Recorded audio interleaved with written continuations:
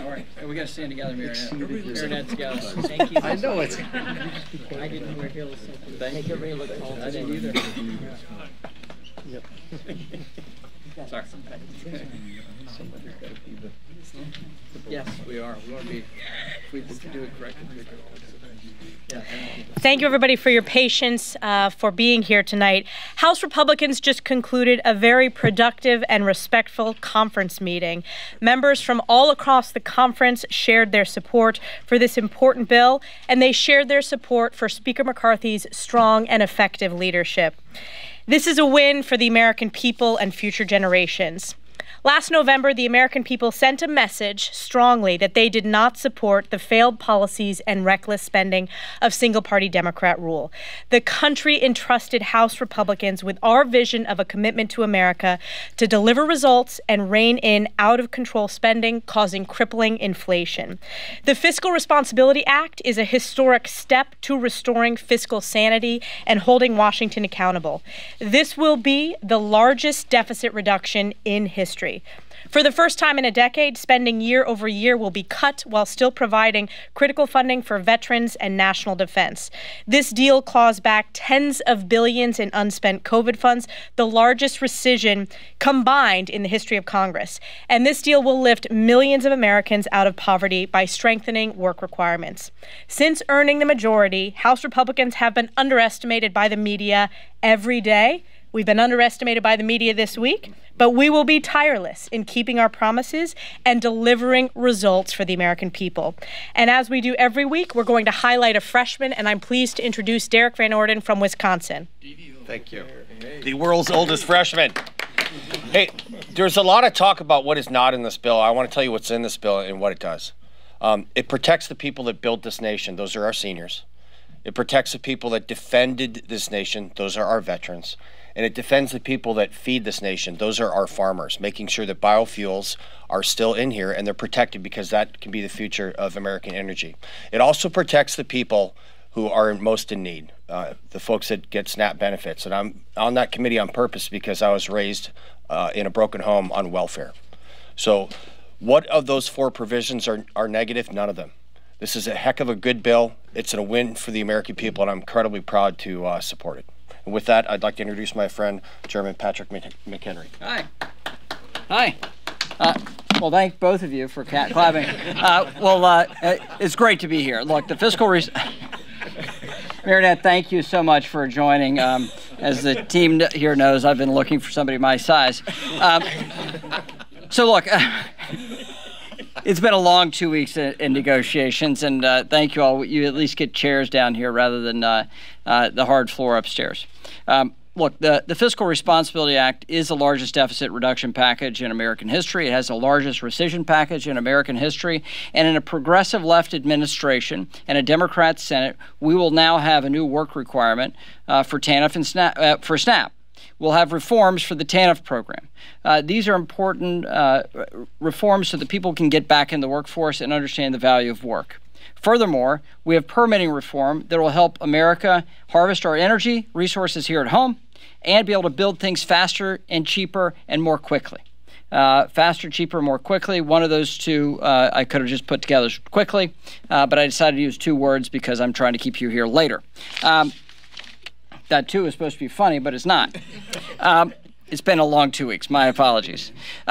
Two additional items. We have administrative pay-go, which says to the administration that if you want to put in new costly regulations, you have to repeal an administration action of equal size or greater size. And finally, we have now an appropriations process that can work and incentives to make it work, to change the way we operate here in Washington. We have conservative reforms that are included in this debt ceiling, and these things should help Republicans rally to the cause. And with that, I get to introduce my friend and the majority leader, our great friend, Steve Scalise. Well, thank you, Patrick. Appreciate your work.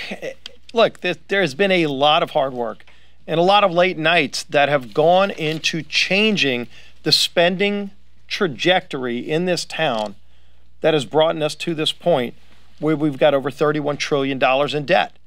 And tonight is no different. You see how late it is. The work's not going to stop for a long time. there's a lot of work that needs to continue to go into fixing all of the problems that President Biden has created. You see inflation through the roof. You see the struggles that hardworking families are experiencing because Washington went on a multi-trillion-dollar spending binge over the last 2 years.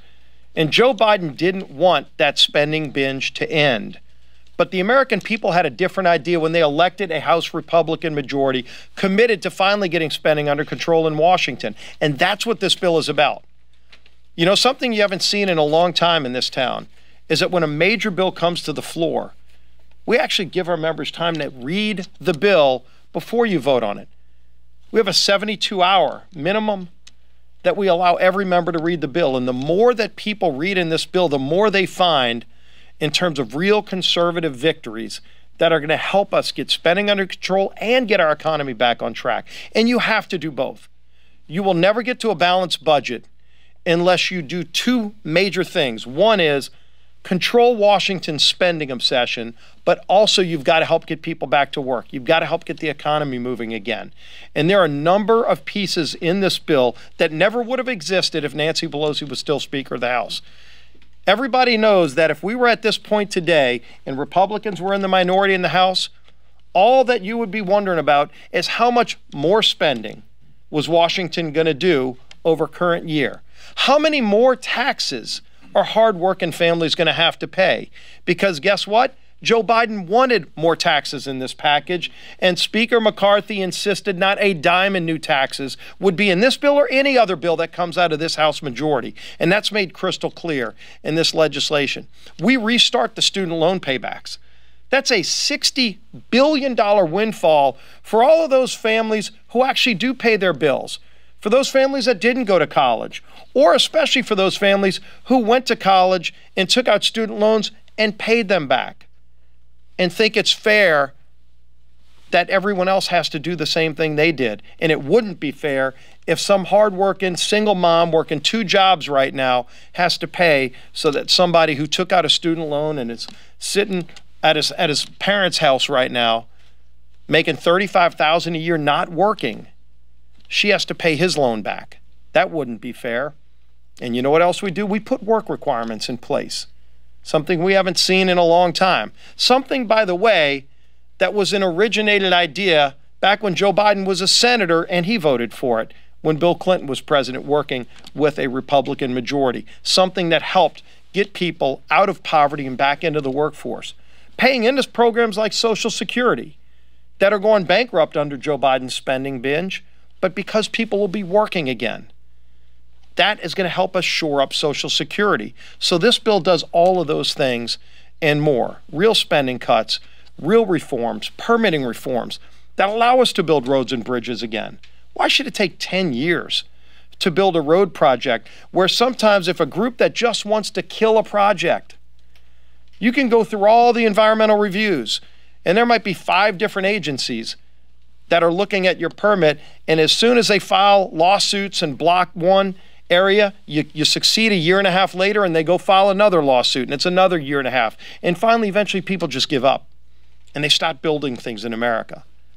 Well, we create a one-stop shop in this bill so that you still have to follow all the rules, but it's not gamed. You can't go from agency to agency to try to stop a project.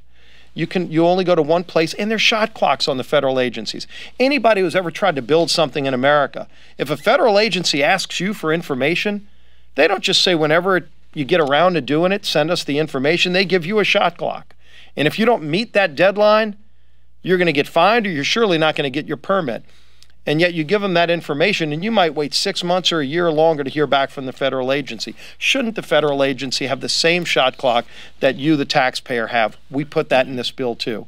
So again, there are a lot of really important reforms that are in this package, something that I think everybody has been waiting a long time to see from Washington. Not how much more is Washington going to spend, but for once in a long, long time, Washington is actually going to spend less money next year than it is this year. And that's a reform that all of us can support. So is Garrett here? All right, with that, why don't we take some questions? Yeah.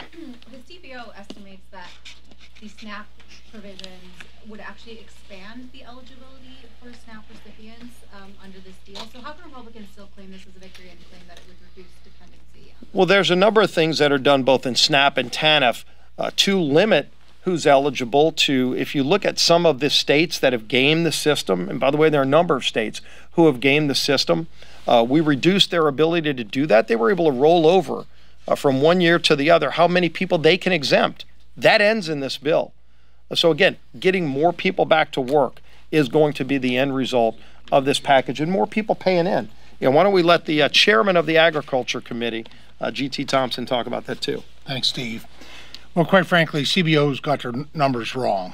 They double counted individuals that there were new categories that were created, specifically veterans, the homeless, 18-year-olds that are been living in foster care, and I hope you're all aware of the tragic situation that happens there many times, where a young person ages out, they put their life belongings in a garbage bag, and because it all fits there, and they go out to try to find a place in the world. And quite frankly, those folks, most of those folks are already counted as eligible. So CBO basically, they scored this as a $2 billion cost, which is completely false, and not the first error that CBO has done. They most recently recognized in the Farm Bill baseline that was put out, they blew it by $1 billion on related to cottonseed.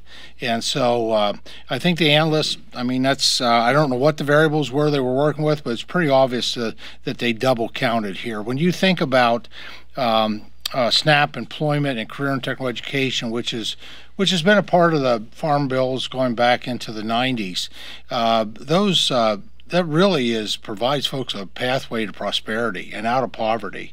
And as I mentioned in a previous meeting, they all gives people an opportunity to achieve what we all aspire to be, United States taxpayers.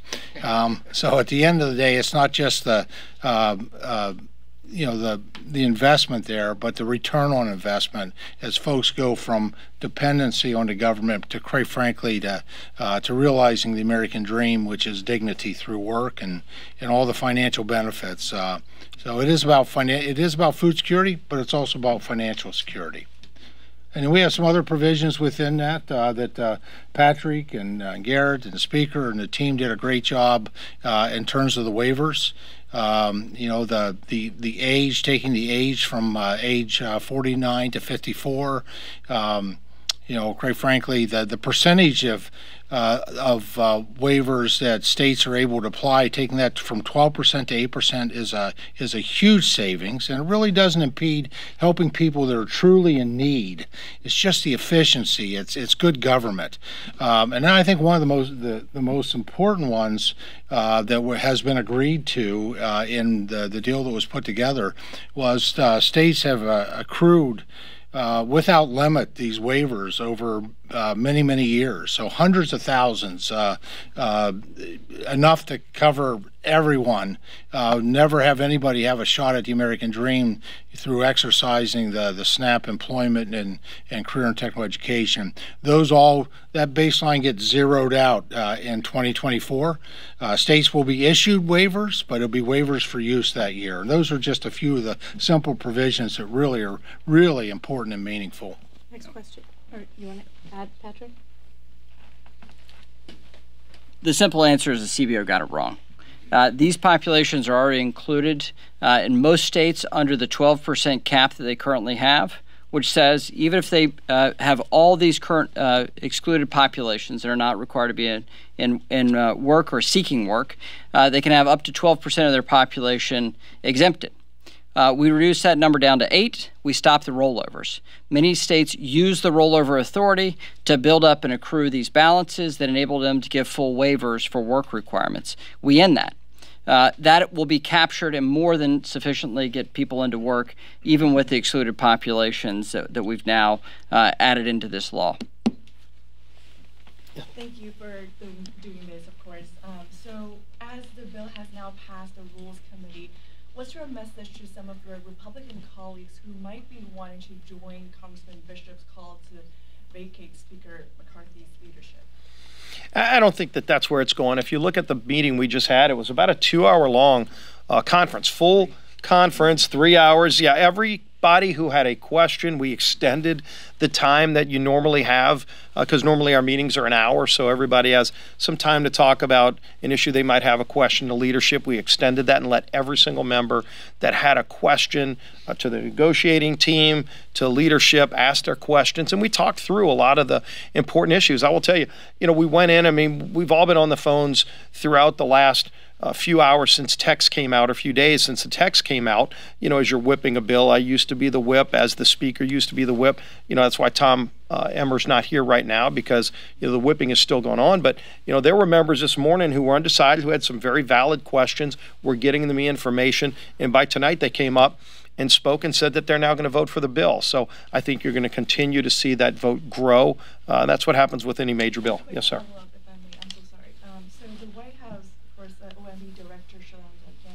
Today said that she would use the pay-go waiver authority if it's deemed necessary to protect President Biden's priorities and agenda. Do you have concerns about that? Yes.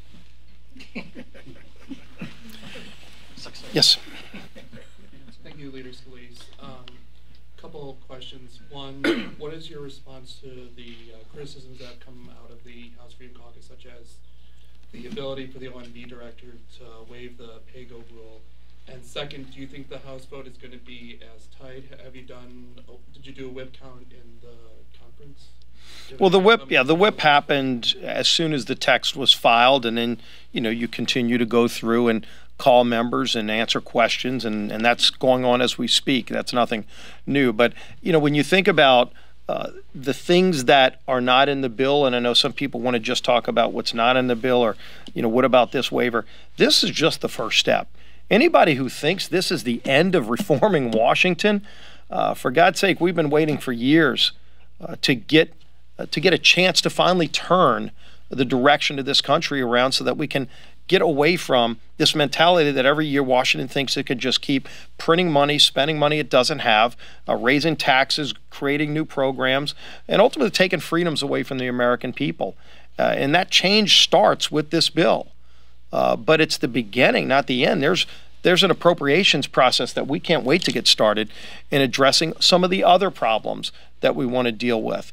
This administration started this whole process. Go back. When Speaker McCarthy first said, I want to sit down with the president, start talking about the debt ceiling, not in June or even May, but in January. And the White House said, no, we're not going to negotiate, period. Well, guess what? A lot of red lines. They said, we're not even going to talk about work requirements in the bill. We negotiated a lot of these points. Now we're going to start the appropriations process after this. Now, not to get ahead of ourselves, but we've been having these conversations already about the next steps that need to happen. This is going to be an ongoing process, this whole 2-year cycle, until we finally get a president who actually cares about getting control over spending and getting our economy turned around and addressing the inflation that's crushing so many families across this country. So this is just getting started. Last question.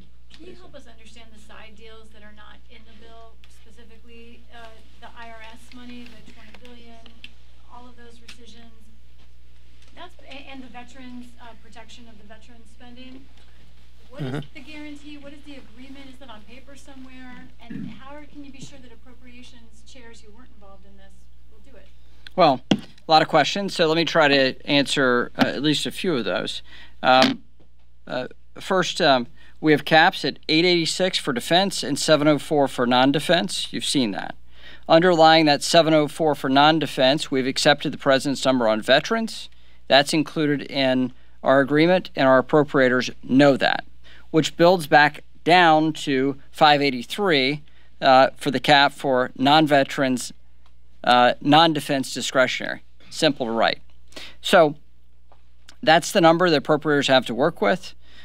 We also have a down payment in this package of a $1.4 billion rescission of the IRS. That takes away the full enforcement budget for this fiscal year. That's the down payment to say you can't hire any new IRS agents. We bank that and book it in this deal. And then we have a pledge from the administration they'll be willing to take $10 billion of cuts this coming fiscal year from IRS, and 10 the following year. That's what they've already pre-agreed to. Those are the understandings that we've conveyed to the Appropriations Committee. We've read in our side in the House on that arrangement, and then we'll give the Appropriations Committee full authority to write these 302Bs to their fulfillment. Thanks, everyone. All right. Thank you. Yeah, we'll see y'all. See y'all on the floor tomorrow. Still a lot of work to do.